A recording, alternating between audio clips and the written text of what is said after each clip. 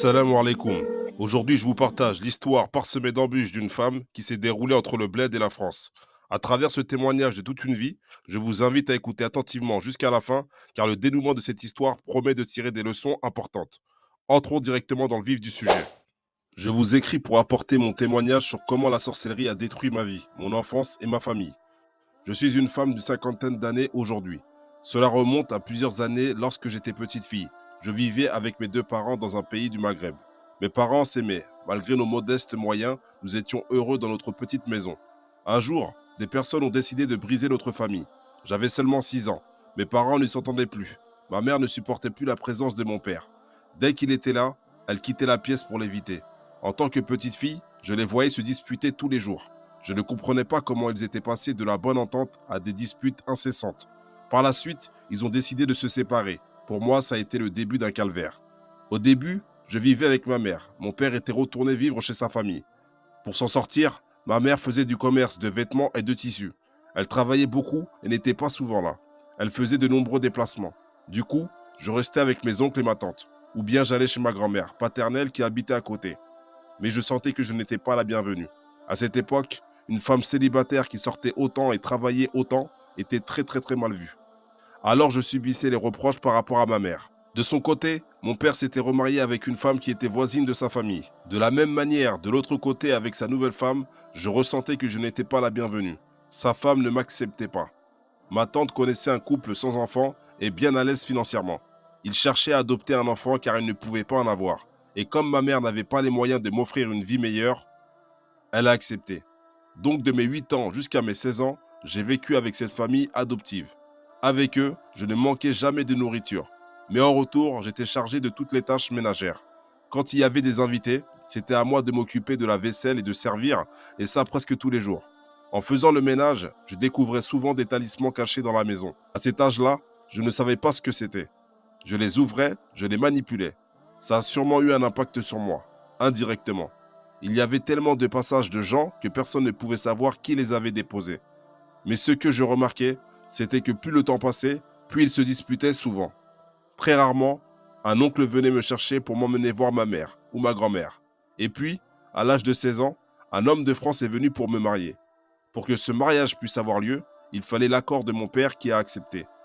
Mais malheureusement, en le voyant, il ne m'a même pas reconnu. J'étais tellement triste.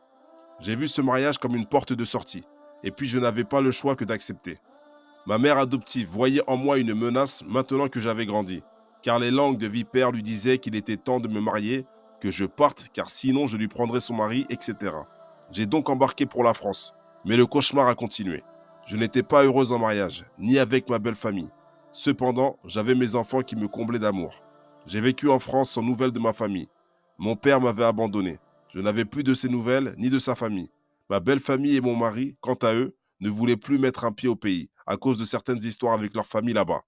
Du coup, je n'y allais pas non plus. Je me sentais très seul. Je n'avais plus de lien, surtout qu'entre-temps ma mère était décédée. Pendant plus de 15 ans, j'ai perdu tout contact avec ma famille. Je savais qu'une tante paternelle habitait en France, mais je ne connaissais pas son adresse. Un jour, un oncle de mon mari est venu manger chez nous et a commencé à dire qu'il avait rencontré un homme qui connaissait ma tante et son mari, etc. Je préfère ne pas entrer dans les détails pour ne pas être reconnu. Par la suite, elle m'a contacté et Dieu merci, elle était heureuse et sincère dans sa démarche. Je voulais en savoir plus sur la manière dont les choses s'étaient passées, car avec mes yeux d'enfant, je ne comprenais pas tout. Elle a commencé à tout me raconter. Elle confirmait dans un premier temps que mes parents étaient heureux, qu'ils s'aimaient. Par contre, elle avait des détails là-dessus. Elle m'a expliqué que des gens passaient leur temps à dire que ma mère n'était pas une bonne femme pour mon père, qu'elle était trop indépendante, que ce n'était pas une bonne chose et qu'une sorcellerie de séparation avait été faite. Quand elle a dit ça, j'en revenais pas. Elle m'a raconté par la suite les détails sombres, qu'à l'époque, les femmes partaient à la source pour laver leur linge, car il n'y avait pas de lave-linge dans les villages, et que des femmes de la famille de ma mère ont aperçu un jour des voisines de la famille de la nouvelle femme de mon père en train de récupérer la tête d'un âne mort. Bien sûr, elles ne se doutaient pas que quelqu'un les avait vues. C'était dans un endroit entre la source, l'oued et les montagnes, un lieu caché dans le Jbel en arabe. Cela les intriguait de savoir ce qu'elles feraient avec la tête d'un âne. Car pour rappel, la viande d'âne est interdite à la consommation en islam. Une fois rentrées chez elles, à l'époque, les femmes cuisinaient à l'extérieur juste devant leur maison. Elles se sont alors mises à cuisiner un couscous de manière tout à fait normale, qu'elles ont mis de côté. Puis elles ont prélevé du bouillon où elles ont plongé la tête de l'âne et l'ont laissé cuire, pensant que personne ne se douterait qu'il s'agissait d'une tête d'âne, mais plutôt d'une tête de mouton autre. Par la suite, elles n'avaient plus qu'à s'arranger pour que mon père mange ce couscous avec le bouillon d'âne. Elles lui ont préparé une assiette spéciale. Ensuite, une fois séparées de ma mère, elles n'avaient plus qu'à lui proposer leur fille à marier. Mais ma tante m'a raconté qu'avec sa nouvelle femme, ça n'allait absolument pas. Avec mes yeux d'enfant, je me souviens que le peu de fois où j'allais là-bas, ils se disputaient beaucoup, c'est vrai. Le temps a passé. Un jour, elle m'a proposé de retourner au pays avec elle. C'était une décision difficile pour moi. Et j'ai attendu plusieurs années avant d'accepter. Une année, j'ai donc décidé d'y aller. J'ai passé les grandes vacances chez elle. Pendant mon séjour, elle a tout fait pour organiser une rencontre avec mon père. C'était un moment bouleversant pour moi. Heureusement, alhamdoulilah, nous avons pu clarifier les choses et renouer nos liens.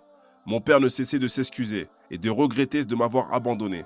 Ce qui m'a le plus marqué, c'est qu'il semblait ne pas savoir quoi dire ni comment justifier cette absence, comme si quelque chose le dépassait. Aujourd'hui, je suis toujours en contact avec lui, comme il peut, il essaie de se rattraper.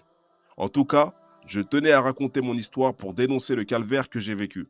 La sorcellerie est un poison qui détruit des vies, mais j'ai foi en la justice d'Allah, car tout ce qui arrive est entre ses mains. Ne soyez jamais tentés d'aller voir un charlatan, c'est interdit, et en plus de ça, ça fait des dégâts.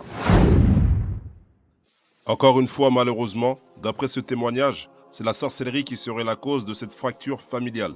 On a cette jeune fille qui s'est sentie abandonnée la première fois lorsqu'elle a été adoptée, puis une seconde fois lorsqu'elle s'est retrouvée en France par mariage et qu'elle n'avait plus contact avec sa famille du bled pendant plus de 15 ans. J'aimerais aussi vous interpeller sur le fait qu'il n'y a pas que des conséquences physiques qui sont liées à la sorcellerie, mais aussi des conséquences psychologiques, comme se sentir rejeté et mal aimé, le manque d'estime de soi, l'autodestruction, le doute et la perte de confiance en Dieu. Cette fragilité mentale peuvent être des portes que les démons exploitent pour mieux dominer la victime et la pousser à la mécréance. Cependant, malgré les obstacles que cette femme a vécus dans son enfance, elle a réussi à reprendre contact avec sa famille d'une manière inattendue en retrouvant son père.